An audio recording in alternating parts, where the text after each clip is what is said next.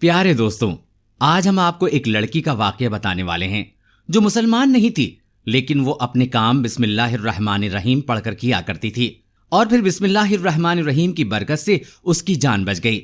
پورا واقعہ سن کر آپ کا دل خوش ہو جائے گا۔ آپ اس ویڈیو کو لائک ضرور کریں۔ تو چلیے شروع کرتے ہیں۔ یہ واقعہ کچھ اس طرح سے پیش آیا کہ پہلے کے وقت میں ایران میں ایک غیر مسلم لڑکی رہتی تھی۔ اس وقت تک کہ وہ لڑکی مسلمان نہیں ہوئی تھی، اس وقت ایران میں ایک بادشاہ حکومت کرتا تھا۔ اس بادشاہ کا جو وزیر تھا وہ اس لڑکی کا باپ تھا، لیکن وہ بہت ظالم آدمی تھا۔ اب اس لڑکی کا دل اس طرح سے بدلا کہ ایک بار ایک بزرگ محفل میں بیان کر رہے تھے۔ اس بیان میں وہ بسم اللہ الرحمن الرحیم شریف کے فضائل بیان کر رہے تھے کہ جو بھی اہم کام کرو بسم اللہ الرحمن الرحیم کے ساتھ کیا کرو۔ اگر وہ کام بسم اللہ سے شروع نہیں ہوتا تو وہ ادھورا اور نامکمل رہ جاتا ہے۔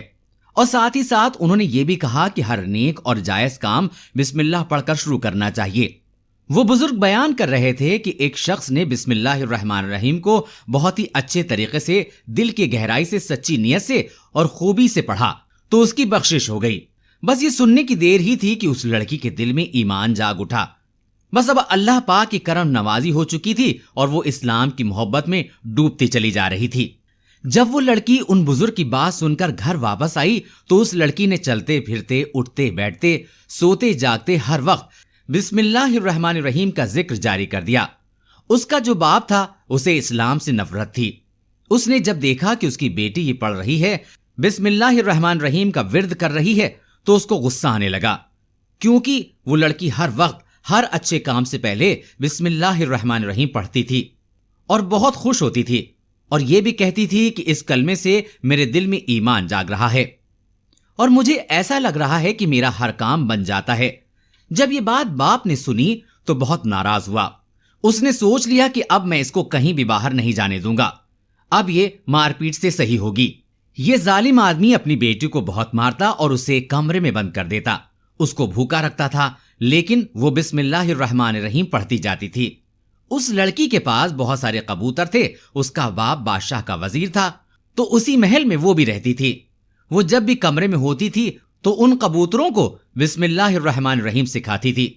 وہ سارے کبوتر اس کے دوست تھے اور اس کی کھڑکی کے پاس ہی ان کبوتروں کا گھونسلہ تھا۔ باپ نے جب بند کر کے بھی آزما لیا، اب سوچا کہ میں اس کو مار ڈالوں، یہ سدھرنے والی نہیں ہے۔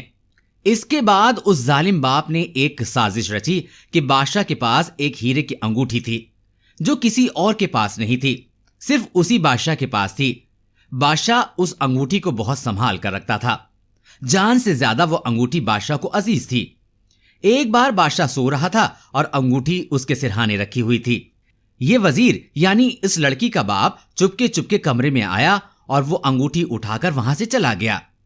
لڑکی کو دیتا تو وہ بادشاہ کو بتا سکتی تھی کہ یہ انگوٹھی میرے باپ نے مجھے دی ہے۔ اب اس نے سوچا کہ میں کیا کروں۔ اگلے دن وہ بیٹی کے کمرے میں آیا، اس وقت وہ کمرے میں موجود نہیں تھی۔ باپ ادھر ادھر دیکھنے لگا۔ اس نے سوچا کہ یہ جو کبوتروں کا گھونسلہ ہے اس کے اندر میں انگوٹھی چھپا دیتا ہوں اور سپاہیوں سے کہوں گا کہ اس گھونسلے کو بھی چیک کر لو، ہو سکتا ہے کہ انگوٹھی اس میں موجود ہو۔ سازش تو بہت اچھی تھی، چالاکی سے اس نے کام کیا تھا، لیکن سب کچھ اس کے منصوبے کے مطابق نہیں ہوا۔ وہ لڑکی اللہ کا نام لینے والی تھی۔ اللہ پاک اپنے بندوں کو مایوس نہیں کرتا۔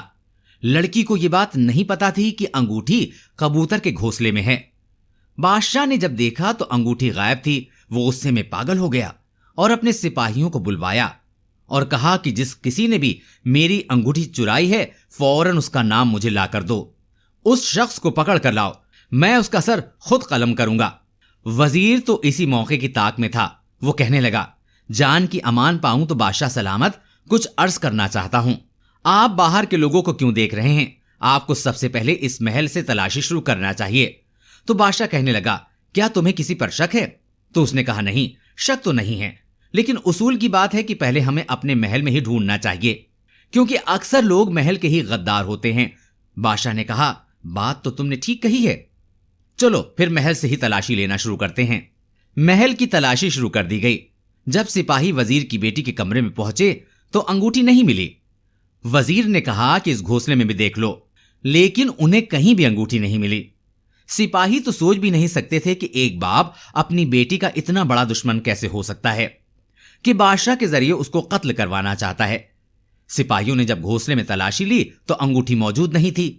اس کے بعد سپاہی اس وزیر کے کمرے میں پہنچے تو کیا دیکھتے ہیں کہ تکیے کے اوپر وہ انگوٹھی رکھی ہوئی تھی۔ سپاہیوں نے فوراً اس وزیر کو اس ظالم باپ کو گرفتار کر لیا اور بادشاہ کے سامنے لے آئے۔ بادشاہ نے کہا کہ تو چور ہے، تو اتنے دنوں سے غداری کر رہا تھا، اب میں تجھے معاف نہیں کروں گا۔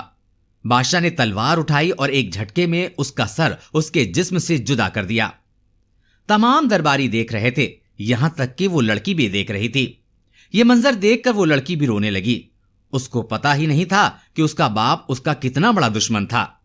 دوستو، اب میں آپ کو بتاتا ہوں کہ وہ انگوٹھی باپ کے کمرے میں کیسے پہنچی۔ جیسا کہ میں نے آپ کو بتایا کہ وہ لڑکی ان کبوتروں کو بسم اللہ الرحمن الرحیم سکھاتی تھی۔ جب اس کا ظالم باپ انگوٹھی رکھنے آیا تو کبوتر اللہ پاک کی قدرت سے یہ بات سمجھ رہے تھے، اور وہ جو کبوتر تھا جس کے گھونسلے میں وہ انگوٹھی موجود تھی وہ اڑنے لگا۔ جب وہ اڑنے لگا تو انگوٹھی اس کے پیروں میں پھنس گئی۔ اب وہ اڑ کر اس ظالم باپ کے کمرے میں گیا اور انگوٹھی اس کے بستر پر گرا دی اور واپس کمرے میں آ گیا۔ یوں اس طرح وہ لڑکی بچ گئی بسم اللہ کی برکت سے۔ اب لڑکی نے سوچا کہ میں نے جو ان بزرگ کی بات سنی تھی، جو انہوں نے کہا تھا کہ بسم اللہ کی برکت سے ہر بگڑے کام بن جاتے ہیں، مشکل حل ہو جاتی ہے، تو اب تک اس لڑکی نے یہ بات آزما لی تھی۔ اس کے بعد وہ لڑکی مسلمان ہو گئی۔ سبحان اللہ۔ تو دوستو، یہ ویڈیو آپ کو کیسا لگا کامنٹ میں ضرور بتائیے۔ ملیں گے اگلے ویڈیو میں۔ السلام علیکم۔ اللہ حافظ۔